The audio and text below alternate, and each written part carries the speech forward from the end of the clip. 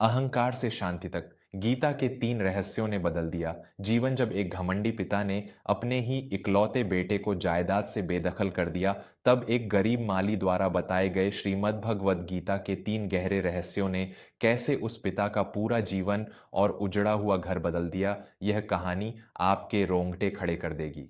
विंध्याचल पर्वत श्रृंखला की तलहटी में बसे एक अत्यंत ही समृद्ध और औद्योगिक नगर में रघुनाथ जी का एक बहुत बड़ा और प्रसिद्ध वस्त्र उद्योग था। रघुनाथ जी ने अपना पूरा जीवन शून्य से शुरू करके इस विशाल साम्राज्य को खड़ा करने में लगा दिया था। उनके कारखाने में हजारों मजदूर काम करते थे और पूरे नगर में उनके नाम का डंका बजता था। लेकिन इस अथाह धन और रसूख ने रघुनाथ जी के भीतर एक बहुत ही गहरा और कठोर अहंकार पैदा कर दिया था। उनका मानना था कि उनके द्वारा लिया गया हर निर्णय पत्थर की लकीर है, जिसे स्वयं विधाता भी नहीं बदल सकते। रघुनाथ जी और उनकी धर्मपत्नी उर्मिला का एक ही पुत्र था, मकरंद। मकरंद बचपन से ही बहुत कुशाग्र बुद्धि, शांत और करुणा से भरा हुआ बालक था। रघुनाथ जी ने मकरंद को उच्च शिक्षा के लिए विदेश भेजा था। उनका एकमात्र स्वप्न यही था कि मकरंद लौटकर उनके इस करोड़ों के साम्राज्य की गद्दी संभालेगा और उनके व्यापार को आसमान की ऊंचाइयों तक ले जाएगा। रघुनाथ जी अक्सर अपने मित्रों से बड़े गर्व के साथ कहते थे कि उनका बेटा उनके साम्राज्य का उत्तराधिकारी है। कई वर्षों की शिक्षा पूर्ण करने के पश्चात मकरंद अपने घर वापस लौटा। घर में उत्सव का माहौल था। उसी शाम रघुनाथ जी ने मकरंद को अपने विशाल अध्ययन कक्ष में बुलाया। मेज पर व्यापार के कई बड़े और महत्वपूर्ण दस्तावेज रखे हुए थे। रघुनाथ जी ने बड़े ही गर्व से मुस्कुराते हुए कहा, आओ मकरंद, मैंने अपना पूरा जीवन अपना खून पसीना एक करके तुम्हारे लिए यह सोने की लंका खड़ी की है। कल से तुम कारखाने में मेरे साथ बैठोगे। मैंने तुम्हारे नाम से कई नए कारखाने खोलने की योजना बना ली है।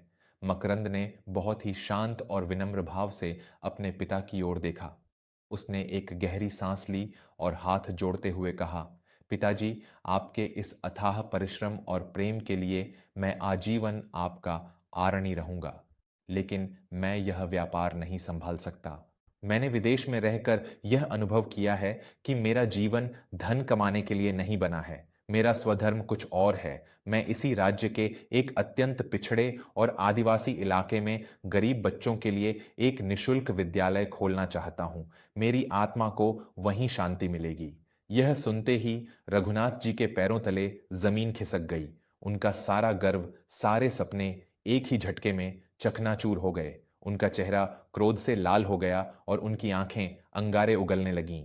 उन्होंने अपनी मुट्ठी मेज पर जोर से पटकते हुए गरज कर कहा, मूर्ख, तू मेरी जिंदगी भर की तपस्या को एक पल में खाक करना चाहता है। मैंने तुझे इसलिए पढ़ाया लिखाया था कि तू उन भिखारियों और आदिवासियों के बीच जाकर अपना जीवन बर्बाद करे। अगर तूने इस व्यापार की कुर्सी पर बैठने से इनकार किया तो याद रखना, आज से तू मेरा पुत्र नहीं और मैं तेरा पिता नहीं। मेरी इस संपत्ति में से तुझे एक फूटी कौड़ी भी नहीं मिलेगी। उर्मिला दरवाजे के पास खड़ी फूट फूट कर रो रही थी। उसने रघुनाथ जी को रोकने का बहुत प्रयास किया, लेकिन अहंकार में अंधे रघुनाथ जी ने अपनी पत्नी की एक न सुनी। मकरंद ने अपनी आंखों में सम्मान के आंसू लिए, अपने माता पिता के चरण स्पर्श किए और अत्यंत धीरज के साथ कहा, पिताजी, मुझे आपकी संपत्ति का कोई मोह नहीं है। मुझे बस आपका आशीर्वाद चाहिए। मेरा मार्ग अलग है, लेकिन आपके प्रति मेरा प्रेम कभी कम नहीं होगा। मकरंद ने उसी रात खाली हाथ वह महल छोड़ दिया। रघुनाथ जी ने क्रोध में आकर अपने घर के दरवाजे अपने ही इकलौते पुत्र के लिए हमेशा के लिए बंद कर दिए।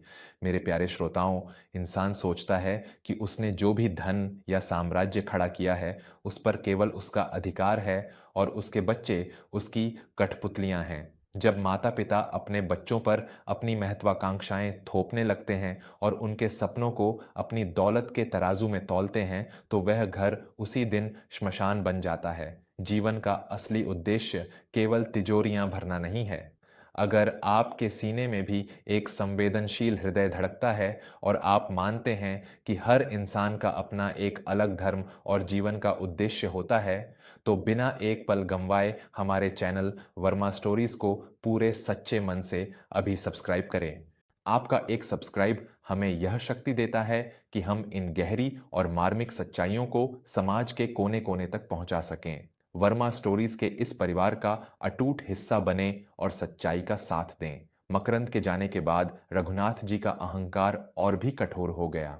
उन्होंने दिन रात केवल अपने व्यापार में खुद को डुबो लिया। वे दिखाना चाहते थे कि उन्हें अपने बेटे की कोई आवश्यकता नहीं है, लेकिन भीतर ही भीतर एक अजीब सी बेचैनी उन्हें खाई जा रही थी। उनके निर्णय अब व्यापारिक समझ से नहीं बल्कि क्रोध और घमंड से लिए जाने लगे। परिणाम स्वरूप उनके कारखानों में भयंकर नुकसान होने लगा। उनके सबसे पुराने और भरोसेमंद कर्मचारियों ने उनके दुर्व्यवहार के कारण काम छोड़ दिया। करोड़ों का घाटा होने लगा। लगातार तनाव, क्रोध और भीतर ही भीतर सुलगते हुए दुख के कारण एक दिन रघुनाथ जी को भयंकर हृदयाघात, हार्ट अटैक आ गया। डॉक्टरों ने बहुत मुश्किल से उनकी जान बचाई और उन्हें सख्त हिदायत दी कि यदि वे कुछ महीने पूर्ण विश्राम नहीं करेंगे और मानसिक तनाव से दूर नहीं रहेंगे तो उनके प्राणों को बचाना असंभव होगा। उर्मिला उन्हें लेकर नगर के कोलाहल से बहुत दूर एक शांत और एकांत पहाड़ी इलाके में बने उनके पुराने पुश्तैनी फार्म हाउस पर चली गई। वह फार्म हाउस प्रकृति की गोद में बसा था।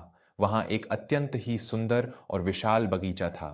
उस बगीचे की देखभाल एक बहुत ही वृद्ध और कमजोर सा दिखने वाला माली करता था, जिसका नाम गोवर्धन था। गोवर्धन के चेहरे पर एक ऐसी अलौकिक शांति और मुस्कान रहती थी जो रघुनाथ जी ने अपने पूरे जीवन में किसी रईस इंसान के चेहरे पर नहीं देखी थी। गोवर्धन सुबह से शाम तक मिट्टी में सना रहता, पौधों से बातें करता और निरंतर अपने मुख से ईश्वर के भजन और श्रीमद् भगवद गीता के श्लोक गुनगुनाता रहता था। रघुनाथ जी अक्सर अपनी बालकनी में आराम कुर्सी पर बैठकर गोवर्धन को काम करते हुए देखते रहते थे। उनके मन में हमेशा एक सवाल उठता कि इस फटेहाल इंसान के पास ऐसा क्या है कि यह इतना प्रसन्न और शांत है, जबकि मेरे पास करोड़ों की दौलत होकर भी मेरे सीने में केवल आग जल रही है। एक दिन गोवर्धन ने बड़ी ही मेहनत से कई हफ्तों तक क्यारियां बनाकर अत्यंत दुर्लभ प्रजाति के गुलाब के पौधे लगाए थे। उन पौधों में बहुत ही सुंदर और सुगंधित कलियां खिलने वाली थीं। गोवर्धन उन्हें देखकर बहुत प्रसन्न होता था, लेकिन नियति को कुछ और ही मंजूर था। उसी रात अचानक मौसम बिगड़ा। एक अत्यंत भयंकर और प्रलयंकारी ओलावृष्टि और तूफान आया। रात भर हवाएं चीखती रहीं और ओले बरसते रहे। रघुनाथ जी अपनी खिड़की से यह सब देख रहे थे। उन्हें लगा कि कल सुबह जब गोवर्धन अपने महीनों की मेहनत को इस तरह मिट्टी में मिला हुआ देखेगा तो वह पछाड़ खाकर रोएगा और टूट जाएगा। अगली सुबह सूरज निकला। रघुनाथ जी तुरंत अपनी बालकनी में आए। बगीचे का दृश्य अत्यंत दुखद था। सारे पौधे टूट चुके थे, एक भी कली नहीं बची थी। पूरा बगीचा तहस नहस हो गया था। लेकिन रघुनाथ जी की आंखें फटी की फटी रह गईं। गोवर्धन रोने या विलाप करने के बजाय अत्यंत शांति और उसी मधुर मुस्कान के साथ टूटे हुए पौधों को हटा रहा था और मिट्टी को फिर से नई फसल के लिए तैयार कर रहा था। उसके चेहरे पर दुख का एक अंश भी नहीं था। वह आज भी वही भजन गुनगुना रहा था। रघुनाथ जी से रहा नहीं गया। वे अपनी छड़ी का सहारा लेते हुए धीरे धीरे सीढ़ियां उतरकर गोवर्धन के पास पहुंचे। उन्होंने अत्यंत आश्चर्य और खींचते हुए पूछा, गोवर्धन, तुम्हारी महीनों की मेहनत, तुम्हारे वो इतने सुंदर गुलाब इस तूफान ने एक ही रात में उजाड़ दिए। तुम्हारा सब कुछ बर्बाद हो गया और तुम इतनी शांति से फिर से यह सब कर रहे हो। क्या तुम्हारे सीने में दिल नहीं है? क्या तुम्हें तनिक भी दुख नहीं हो रहा? गोवर्धन ने अपने मिट्टी से सने हुए हाथ धोए। उसने रघुनाथ जी की ओर अत्यंत करुणा से देखा और मुस्कुराते हुए श्रीमद् भगवद गीता का पहला और सबसे महान रहस्य बताया। गोवर्धन ने अत्यंत शांत स्वर में कहा, मालिक, श्रीमद् भगवद गीता में भगवान श्री कृष्ण कहते हैं, कर्मण्य एवाधिकारस्ते मां फलेषु कदाचन। मेरा अधिकार केवल इस भूमि को सींचने, बीज बोने और अपनी मेहनत करने पर था। वह कर्म मैंने पूरी निष्ठा और ईमानदारी से किया। लेकिन इन पौधों पर फूल खिलाना या तूफान लाकर इन्हें उजाड़ देना, यह उस ऊपर वाले का अधिकार है। जब इन फूलों के परिणाम पर मेरा कोई अधिकार ही नहीं था तो मैं इनके नष्ट होने का शोक क्यों करूं? मैं तो बस अपना कर्म कर रहा था और आज भी अपना कर्म ही कर रहा हूं। ये सुनते ही रघुनाथ जी के मस्तिष्क में एक बहुत तेज बिजली सी कौंध गई। उन्हें अपना पूरा जीवन याद आने लगा।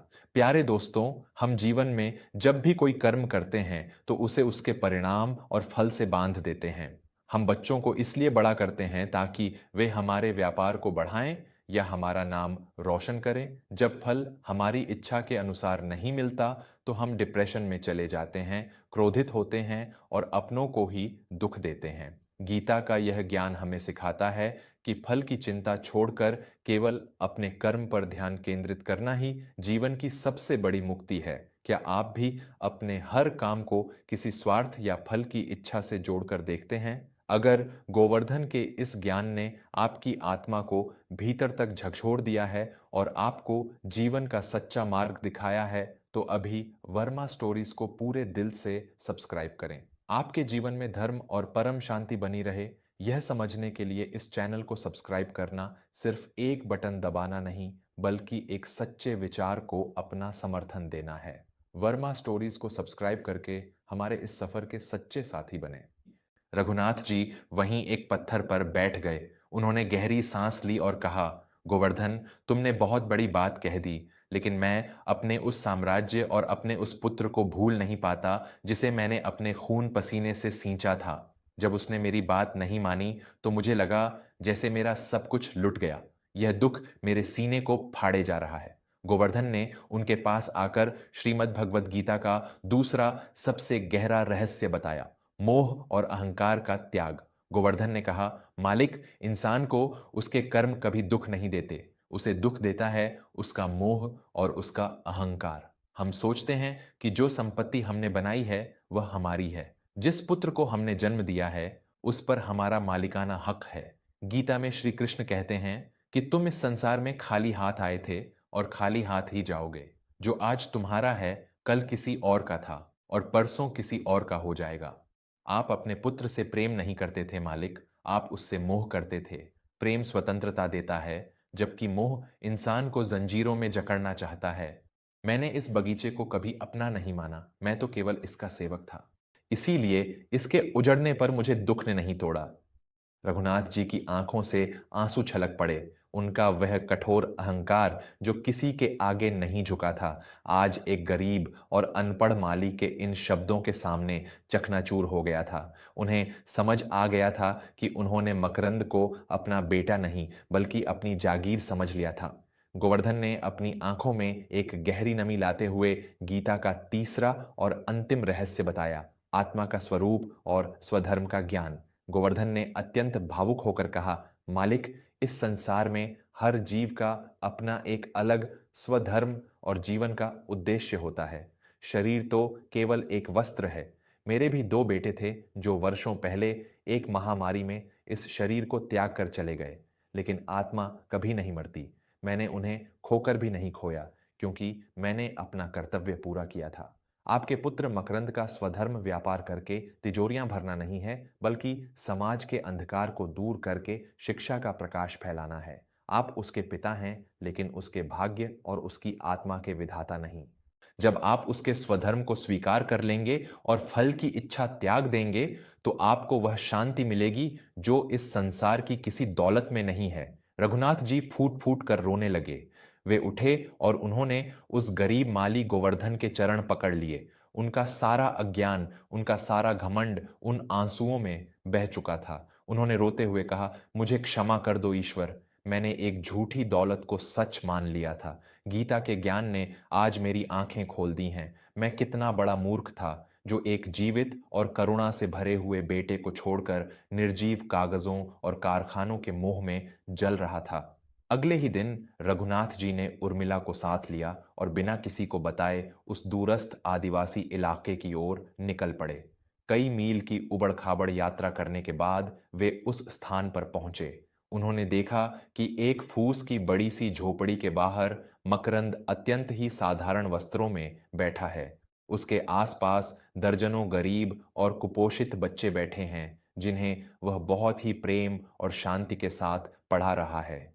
मकरंद के चेहरे पर वह असीम सुख और संतुष्टि थी जो रघुनाथ जी ने अपने व्यापार में कभी महसूस नहीं की थी। रघुनाथ जी धीरे धीरे चलते हुए वहां पहुंचे। मकरंद ने जैसे ही अपने पिता को देखा, वह तुरंत अपनी जगह से उठा और दौड़कर अपने पिता के चरणों में गिर पड़ा।